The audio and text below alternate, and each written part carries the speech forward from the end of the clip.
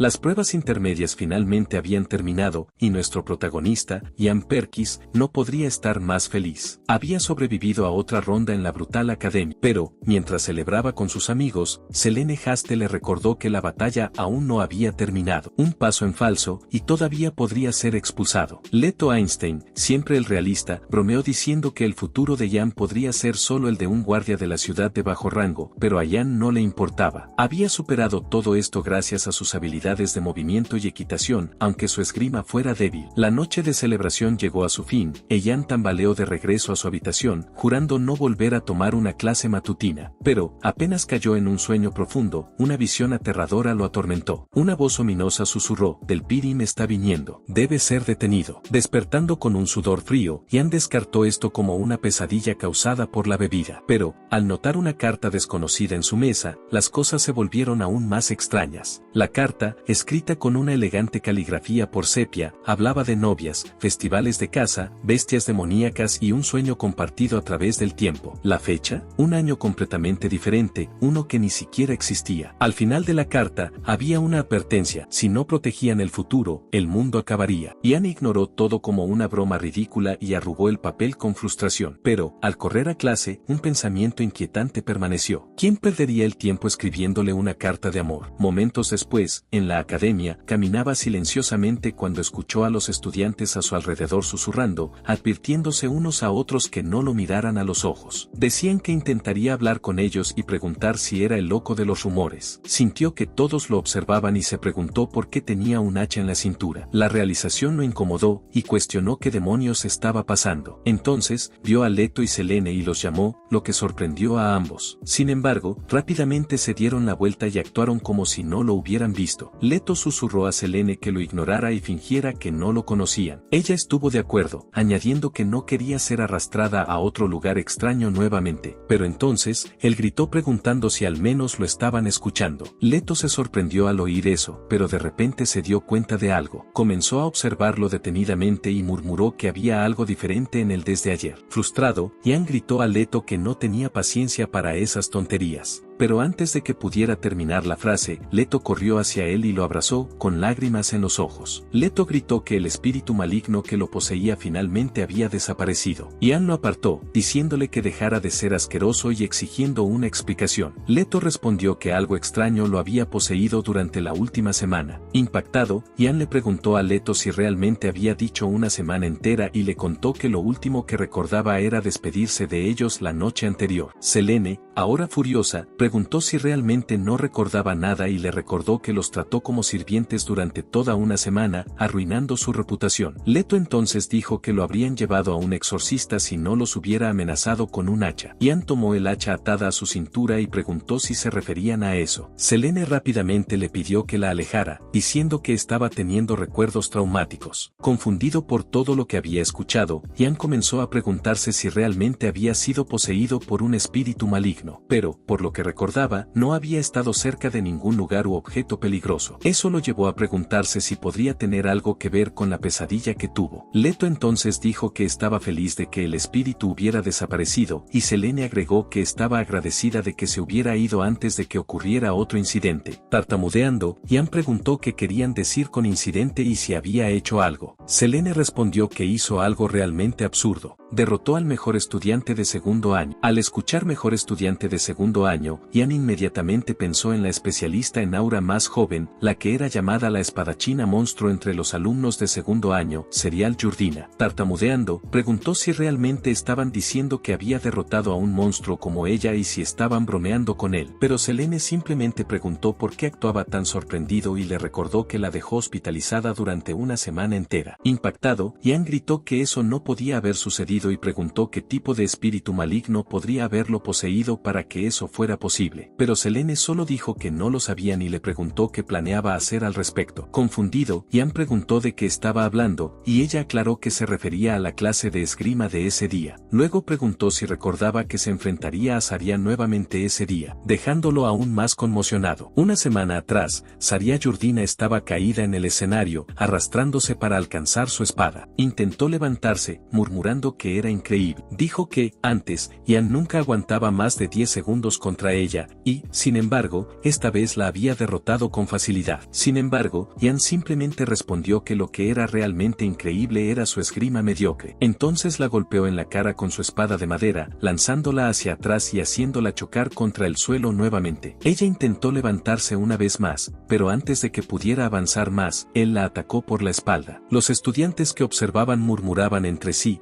preguntándose si Saria no había sido prácticamente invicta, incluso contra estudiantes de cuarto año. Se sorprendieron al ver que Ian había vencido a alguien como ella. Ian entonces se acercó a Saria y preguntó si ni siquiera sospechaba un poco. Le dijo que había caído en cada pequeña trampa que había preparado, sin darse cuenta de que todo formaba parte de un plan. Levantando su espada de madera, finalizó la pelea con facilidad. De vuelta al presente, Ian se preguntó por qué, entre todas las personas, tenía que enfrentarse a alguien de su misma clase. Pensó que habría sido mejor si hubiera sido contra alguien a quien realmente pudiera vencer. Pero, en vez de eso, estaba luchando contra la llamada alumna invencible de la academia, Saria Yardina. Selene gritó para que se rindiera mientras aún pudiera y simplemente se entregara. Mientras tanto, los otros estudiantes murmuraban sobre lo persistente que era Saria. Comentaron que había perdido miserablemente, pero aún así no lo aceptaba. Saria escuchó a los estudiantes decir que el profesor siempre la protegía porque era fuerte, pero ahora, probablemente, eso había herido su orgullo. Algunos incluso admitieron que, en su lugar, habrían sentido vergüenza. Entonces, el profesor gritó para que todos guardaran silencio y anunció que la pelea estaba a punto de comenzar. Recordó que la pelea serviría como sustitución de la clase, lo que significaba que el resultado influiría en sus calificaciones. Ian maldijo al espíritu maligno que lo poseyó, quejándose de que al menos debería haber limpiado su desastre antes de desaparecer. En cambio, simplemente se desvaneció después de hacer lo que quería, dejando a Ian para lidiar con las consecuencias. Ahora, se preguntaba qué demonios debía hacer. Sabía que Saria era la mejor alumna, por lo que perder algunos puntos no la perjudicaría. Pero si él reprobaba la clase, terminaría siendo un Need viviendo con sus padres. Respirando hondo, se calmó, pensando que, si lograba aguantar hasta que Saria se sintiera satisfecha, 10 minutos serían suficientes. Sin embargo, se sorprendió de inmediato al verla aparecer instantáneamente frente a él. En el segundo siguiente, ella lo golpeó, lanzándolo lejos y estrellándolo contra el suelo. En un instante, se dio cuenta de que no tenía la menor posibilidad de durar 10 minutos. A ese ritmo, estaría en el hospital en menos de un minuto. Aún así, sabía que si se rendía ahora, Saria jamás lo aceptaría. Eso significaba que tenía que resistir un poco más. Decidido, se levantó y preguntó si era su turno. Saria simplemente dijo que hiciera lo que quisiera. Sin dudarlo, avanzó, saltó y lanzó un golpe con su espada en su dirección. Se sorprendió al sentir su cuerpo moverse con una ligereza inusual. Todo parecía extremadamente ágil, haciéndolo preguntarse qué demonios había pasado en el tiempo que no podía recordar. Su cuerpo respondía exactamente como él quería. Cuando su golpe se acercó a Saria, ella simplemente sonrió y desapareció en un instante. Reapareciendo a su lado, lo desarmó con facilidad, haciendo que soltara su espada. En el momento siguiente, ella lo cortó de frente, arrojándolo al suelo una vez más. Por un breve momento, pensó que debía haber una forma de salir de esto, pero entonces se dio cuenta de que era imposible. Saria lo miró desde arriba y preguntó si había dejado esa abertura a propósito. Luego le recordó que, la semana pasada, lo había lanzado a un lado con tanta facilidad que parecía estar jugando con ella. Furioso, gritó que dejara de hablar sobre la semana pasada, diciendo que enloquecería si lo escuchaba una vez más. Sin embargo, ella exigió saber de quién era la culpa de que se hubiera convertido en motivo de burla. Sin dudarlo, saltó en su dirección, lista para atacar. Él levantó la espada de inmediato, confirmando que tanto su visión cinética como su velocidad de reacción habían mejorado. Pero era una trampa. Ella esquivó con facilidad y logró golpearlo, arrojándolo contra la esquina de la arena. Vio sus ataques venir de todos lados, primero de un costado, luego desde abajo, después de frente. Pero sabía que lo que parecía no era la realidad completa. Era un ataque continuo y, por más difícil que fuera, estaba logrando seguir el ritmo. Se preguntó por qué ella estaba haciendo tantos movimientos innecesarios. Entonces, Saria citó sus palabras de la semana pasada, que no debía avanzar solo porque veía una abertura. Dijo que asumió que era una trampa, recordando que fue él mismo quien le dijo eso la semana pasada y explicando que ese era el motivo por el cual había pedido una revancha. Mientras tanto, él jadeaba, intentando recuperar el aliento. Entonces, ella corrió en su dirección, gritando que ya era hora de que se lo tomara en serio. Finalmente, entendió que, aunque su fuerza había aumentado, Saria tampoco era la misma. Gracias a lo que él le dijo la semana pasada, ahora ella estaba haciendo más movimientos innecesarios en un intento de demostrarse a sí misma. Saria esquivó su golpe y bloqueó su siguiente ataque. Él también logró bloquear los de ella mientras avanzaba. Pensó que ya había luchado en igualdad de condiciones el tiempo suficiente, así que, si se rendía en ese punto, Saria no podría quejarse. Ella levantó la espada y declaró que, ahora que finalmente se lo estaba tomando en serio, era hora de mostrarle de lo que era capaz. Dio el golpe acercándose y no se movió, permitiéndose ser golpeado y lanzado al suelo. Entonces, el profesor anunció que, si Yan no se rendía en 5 segundos, Saria ganaría. Tumbado en el suelo, pensó que tanto la posesión como este duelo con la mejor alumna habían sido las cosas más increíbles que le habían sucedido en la vida. Cuando el profesor comenzó la cuenta regresiva, Yan se dijo a sí mismo que ya había hecho lo necesario para redimirse y que era hora de volver a ser una persona normal. Pero entonces, Saria habló, preguntando si tenía razón al pensar que él se había dejado golpear a propósito. Dijo que no creyera que podía resolver las cosas de esa manera, lo que lo sorprendió. Luego agregó que, si terminaba la pelea así, pediría otro duelo. Incluso si él se negara, faltara a clase o intentara evitarla, ella lo desafiaría una y otra vez hasta que sintiera la misma humillación que ella pasó. Él tomó su espada y se levantó con rabia, pensando en cuánto estaba sufriendo ahora por algo que ni siquiera recordaba haber hecho. Entonces se preguntó si Saria realmente lo veía como un enemigo mortal solo porque jugó con ella durante una semana. El profesor dijo que, si quería rendirse, esa era su oportunidad, y le preguntó si quería detenerse. Yan respondió que aún podía continuar. El profesor asintió y anunció que el duelo seguiría. Saria lo elogió por volver a levantarse y declaró que no podían dejar las cosas así. Él sonrió, sabiendo que ya no había forma de escapar, y juró que aplastaría una vez más ese orgullo obstinado suyo. Sabía que, durante el último intercambio de golpes, había visto claramente los movimientos de su espada y había logrado esquivar sin dificultad. Eso hizo que él se diera cuenta de que todo lo que necesitaba hacer era concentrarse. Lanzándole una mirada determinada, juró destruir completamente su orgullo. Mientras ella corría para atacarlo, él simplemente observaba su espada, sorprendido al notar que podía ver claramente su trayectoria y el tiempo de sus golpes. Entonces, ella saltó en el aire, asestando un poderoso golpe contra él. Pero, en el momento en que la espada estaba a punto de alcanzarlo, él la atrapó con su mano desnuda, dejándola atónita. Sus ojos dorados ardían con intensidad mientras la miraba y decía que la había atrapado. Con facilidad, arrojó su espada a un lado, haciendo que ella tropezara y cayera de rodillas. Levantando su propia espada, declaró que la pelea había terminado, dejando a Saria en total incredulidad. Instintivamente, ella cubrió su cabeza, temblando de miedo, lo que hizo que él dudara. Se preguntó si esa era realmente la forma correcta de terminar con todo. ¿Realmente era necesario resolver algo de hace una semana? Sabía que eso no cambiaría nada en realidad. Al contrario, la misma situación solo volvería a repetirse. Con esta comprensión, dio un paso adelante, entendiendo que no se trataba de ganar, sino de lidiar con el verdadero problema. En lugar de atacar, le dio un golpecito en la frente. Ella soltó un grito agudo de dolor, y toda la audiencia contuvo la respiración en estado de shock. Saria exigió saber qué demonios estaba haciendo y si ahora se estaba burlando de ella por haber ganado. Pero, en lugar de responder, él simplemente preguntó por qué estaba esforzándose tanto por vencerlo. Apretando los dientes con frustración, ella gritó que ganarlo era todo para ella. Si perdía, se convertiría en objeto de burla. Él sonrió tranquilamente y preguntó si la opinión de los demás realmente importaba tanto. Luego, dijo que perder una pelea no cambiaría tanto la percepción que la gente tenía de ella. No importaba lo que dijeran, el esfuerzo que había puesto en mejorar su esgrima no desaparecería por una sola derrota. Ella balbuceó en respuesta, aceptándolo con cierta renuencia, aunque aún parecía indecisa. Él continuó, reconociendo que ser ridiculizado dolía, pero que si todo por lo que había trabajado de repente se volvía inútil solo por una derrota, eso sería injusto. Ella asintió en señal de acuerdo. Entonces, él dijo que él mismo había perdido innumerables veces en la academia, por lo que ella debía confiar en él cuando decía que no valía la pena preocuparse por las palabras egoístas de los demás. Incluso si perdía una vez y los demás se reían de ella, en realidad no cambiaría nada. Ella sabía que él tenía razón. De repente, se dio cuenta de que, inconscientemente, se había convencido a sí misma de que su esgrima no valía nada, a pesar de que era algo que había construido con su propia determinación y convicción. Con una nueva claridad, admitió con calma que había aprendido mucho y le agradeció educadamente. La audiencia seguía confundida. Selene preguntó si eso significaba que Ian había ganado, mientras que otros murmuraban sorprendidos por el hecho de que había derrotado a la mejor alumna de segundo año 2 veces. Algunos se preguntaban quién demonios era realmente. Mientras tanto, el profesor se sintió satisfecho de que Ian y Saria se hubieran reconciliado y anunció oficialmente a Ian como el ganador del combate. Ian bajó del escenario mientras Saria, observándolo irse, juró en silencio que, a partir de ese día, seguiría su propio camino, sin importar lo que los demás dijeran, tal como Ian le había enseñado. Días después, Ian se dio cuenta de que las cosas no siempre sucedían como la gente quería. Mientras caminaba por la academia, escuchó a los estudiantes susurrar sobre él. Se referían a él como el famoso Ian Perkis y especulaban si era el demonio que casi mató a Saria en la primera pelea antes de obligarla a admitir la derrota en la segunda. La frustración creció dentro de él. Sabía que solo había ganado porque Saria no había mostrado toda su fuerza. No era porque él fuera realmente fuerte. Sin embargo, tuvo que admitir que su percepción del aura y su control del maná habían mejorado significativamente en comparación con antes. Aún así, por más que Saria hubiera hecho muchos movimientos innecesarios, si sus habilidades fueran realmente inferiores a las de ella, no habría podido ganar. Ese pensamiento lo hizo preguntarse nuevamente, ¿qué demonios le había sucedido en la semana que no podía recordar? De repente, sintió un toque en su hombro. Una voz preguntó si estaba tratando de recordar esa semana perdida. Al girarse, vio que eran Selene y Leto. Suspiró y admitió que, al final, todavía no tenía idea de por qué había sido poseído. Selene dijo que estaba segura de que él estaba bien, porque la santa de la catedral lo había dicho. Sin embargo, él discrepó, recordándoles que había rumores extraños sobre él por todas partes. Ella los ignoró, preguntando quién se preocupaba por rumores estúpidos, agregando que ni siquiera eran rumores malos. Antes de todo esto, era menospreciado por ser un noble de bajo rango, pero eso ya no era el caso. Entonces, ella admitió, un poco avergonzada, que se enfadaba cada vez que escuchaba a la gente decir que tenía un rostro bonito, pero que no era tan atractivo por ser un simple noble de provincia. Él respondió que eso aún significaba que les gustaba,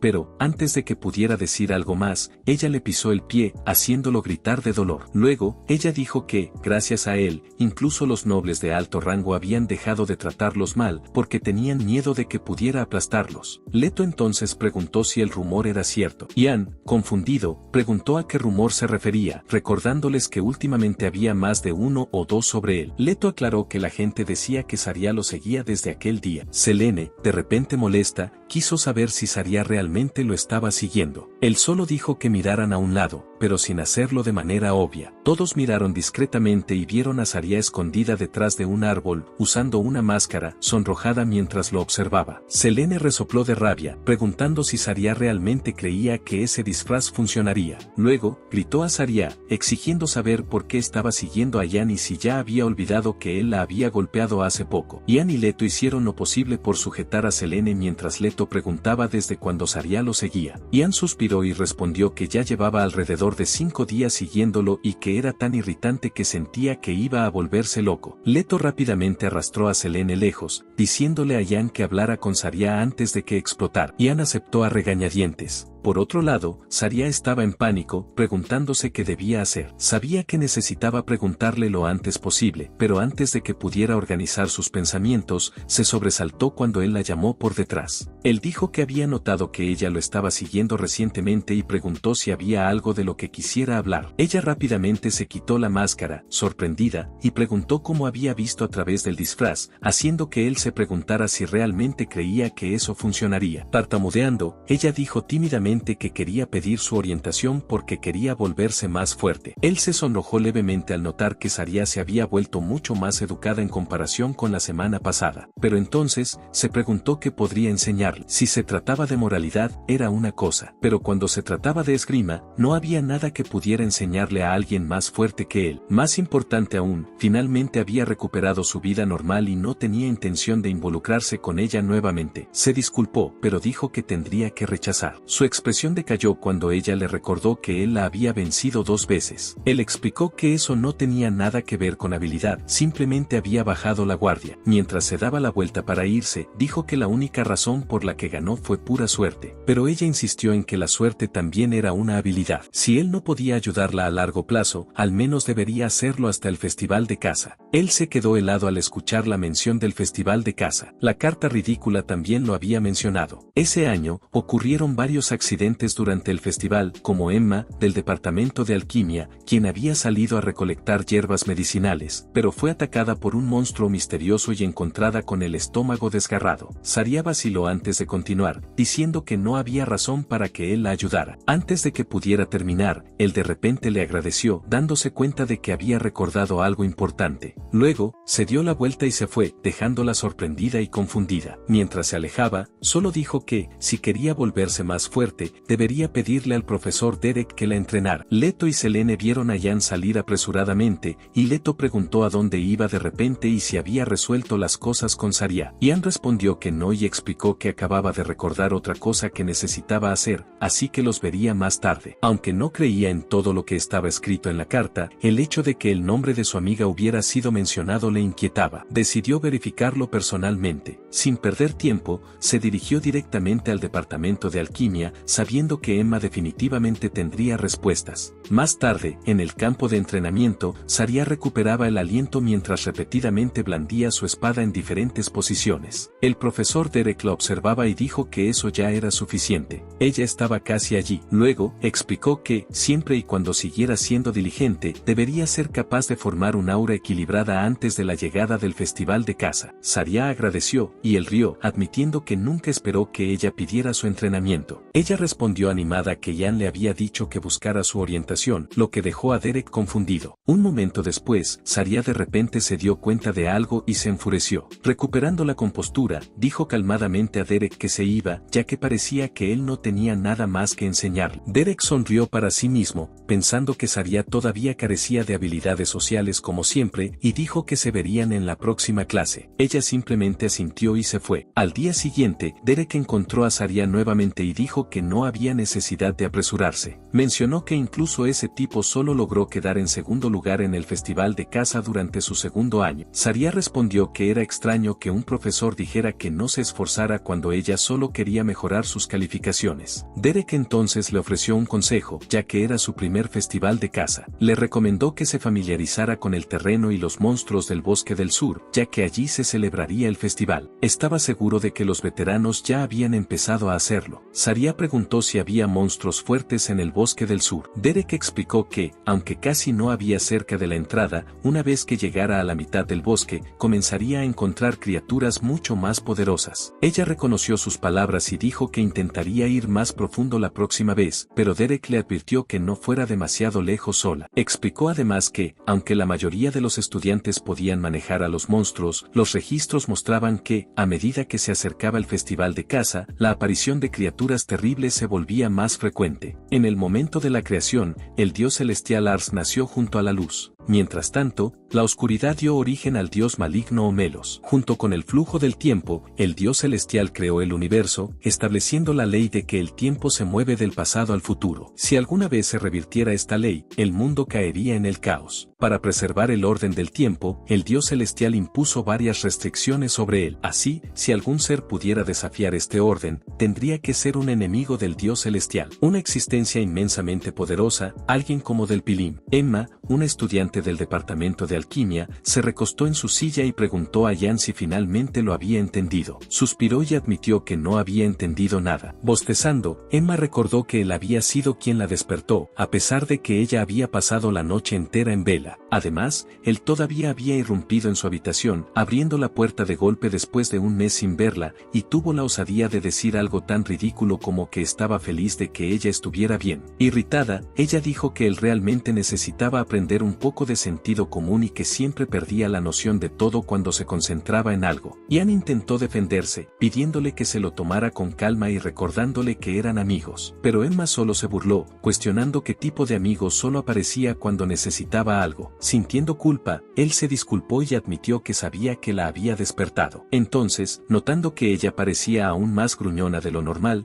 preguntó si no estaba siendo un poco demasiado dura con él. Pidió disculpas nuevamente y luego preguntó si ella podría explicarle las cosas de una manera un poco más simple. Emma sonrió al ver su estado torpe y dijo que, al menos, él había tenido la decencia de disculparse. Cediendo, accedió a resumirle todo una vez más. Primero, preguntó si él estaba de acuerdo en que cualquiera que intentara desafiar el propio tiempo necesitaría una cantidad inmensa de poder. Ian asintió. Entonces, ella explicó que solo existía un ser en el mundo con ese nivel de fuerza, del Pilín, el sirviente del dios maligno. Los ojos de Ian se abrieron de par en par mientras preguntaba si ella estaba diciendo que las cartas que había recibido habían sido enviadas por del Pilín. Emma guardó silencio por un momento, mirándolo con incredulidad, antes de finalmente decir que él realmente necesitaba desarrollar un poco de sentido común. Frustrado, él gritó que había sido ella quien lo había dicho en primer lugar. Suspirando, ella admitió que, si tuviera que nombrar a alguien, de hecho, sería del Pilín. Pero aún así, no podía entender cómo un ser mítico, cuya existencia ni siquiera era segura, podría haber hecho algo así. Ian, todavía inmerso en sus pensamientos, entonces preguntó, ¿y si fuera obra del dios maligno? Emma se encogió de hombros y respondió que ni siquiera sabían si el dios maligno realmente existía. Ian rió con nerviosismo, dándose cuenta de que ella tenía un punto. Emma tomó una poción y dijo que, de cualquier manera, era imposible recibir una carta del futuro. Le aconsejó que regresara a su habitación y se asegurara de que no estaba siendo simplemente paranoico. Ian se preguntó si Emma no estaba siendo demasiado dura con él, tratándolo como un idiota solo porque había dicho algo absurdo, pero supuso que él también era igual de loco por realmente creer que había recibido una carta del futuro. De repente, Emma recordó algo y dijo que tenía algo que quería darle. Sacó 2 pociones, haciendo que Ian preguntara qué eran. Ella explicó que eran drogas de anulación de presencia, un nuevo producto en el que estaba trabajando, y le pidió que probara una para ver si funcionaba. Curioso, Ian tomó una de las pociones y preguntó si beber eso lo volvería invisible. Emma aclaró que no lo haría invisible, solo reduciría su presencia. Sin dudarlo, él abrió el frasco y bebió inmediatamente. Emma se quedó atónita y le gritó, exigiendo saber qué estaba haciendo. Después de tragar, él hizo una mueca y dijo que tenía un sabor horrible. Furiosa, ella le gritó por beber eso tan despreocupadamente, recordándole que era valioso. Entonces, sin previo aviso, lo atacó. Con un ojo morado, él preguntó si estaba en lo cierto al suponer que todo lo que tenía que hacer era verificar si funcionaba o no. Luego sugirió que ella cerrara los ojos por un segundo mientras él se escondía. Irritada pero intrigada, Emma aceptó, diciendo que más resultados de prueba serían útiles. Cerró los ojos y se concentró, intentando sentir su presencia. El efecto de la poción se activó, e Ian se sorprendió al darse cuenta de que ni siquiera podía sentir su propia existencia. Era como si se hubiera convertido en un fantasma. Emocionado, jugó moviendo la mano frente a Emma, pensando que, si lograba permanecer en silencio mientras se escondía, esta habilidad le daría una tremenda ventaja en el festival de caza. Sin embargo, antes de que pudiera disfrutar de su recién descubierta sigilosidad, Emma de repente extendió la mano y agarró su ropa, haciendo que el efecto de la poción desapareciera instantáneamente. Ian tartamudeó, incrédulo, preguntando cómo lo había encontrado. Ella lo soltó, haciéndolo tropezar y caer al suelo. Sin dudarlo, ella dijo que no funcionaba. Aún confundido, Ian preguntó qué quería decir y por qué no funcionaba. Ella respondió directamente que era por el olor de su cuerpo. Completamente avergonzado, él preguntó qué quería decir con eso. Emma explicó que todos tienen un olor único que ellos mismos no pueden percibir, y eso no se le había ocurrido cuando probó la poción en sí misma. Todavía angustiado, Ian abrió rápidamente la puerta y le deseó suerte con su proyecto. Luego murmuró para sí mismo, preguntándose por qué se preocupaba tanto por ella cuando ella ya era absurdamente fuerte. Emma lo llamó, preguntando si se iba. Él respondió que, ahora que sabía que ella estaba bien, bebería el otro frasco de prueba en el bosque y le daría un informe después. Antes de que pudiera salir, ella de repente pareció recordar algo y le dijo que no fuera al bosque solo hasta el festival de caza. Si realmente lo necesitaba, insistió en que la llamara primero. Le recordó que, como él ya sabía, los monstruos allí se estaban comportando de manera extraña últimamente. Luego, sonrió dulcemente y añadió que ese era el momento perfecto para hacer buen uso de él. Ian suspiró, aceptando, y dijo que, ya que estaba libre, ella realmente debería aprovecharlo. Más tarde, Ian regresó a su dormitorio y vio otro mensaje colocado sobre su escritorio. Frustrado, lo arrugó, preguntándose furioso quién demonios seguía enviando esas cartas. Acostándose en la cama, se tranquilizó, recordando que Emma estaría bien, ya que él ya le había advertido que no fuera sola. Antes de que pudiera relajarse, Leto de repente irrumpió en su habitación, furioso. Exigió saber a dónde había corrido Ian más temprano, quejándose de que, gracias a él, se había quedado atrapado calmando a una Selene furiosa. Ian se sentó y le preguntó a Leto si había sido él. Luego murmuró sobre cómo Emma se burló de él por las cartas. Leto, confundido, preguntó de qué estaba hablando. ¿Qué cartas? ¿Había ido a ver a Emma?